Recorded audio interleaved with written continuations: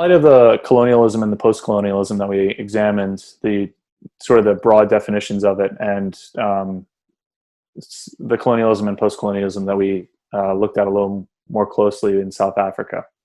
How does one like yourself, being in South Africa, see the U.S. now that the U.S. is considered the largest superpower in the world? I think that people like me in the U.S., we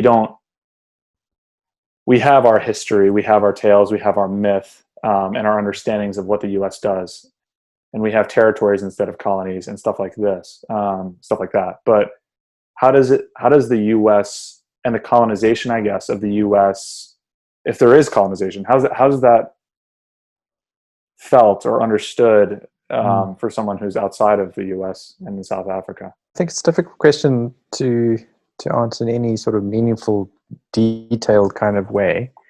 I think there's definitely a sense, though, that for people outside of the U.S., there is no question about the reach of the U.S. Like, there's no sense in which the presence of the United States is not felt outside of the borders of the United States.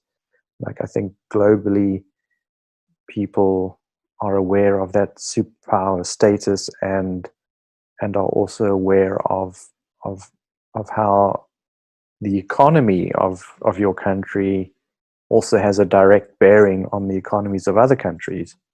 And I think I don't know whether it would be fair to call that a form of colonialism or a form of imperialism, because I think at this point things get a little more complicated, and we talk about westernization. Well, is westernization not a form of imperialism, and is globalization not another strategy for trying to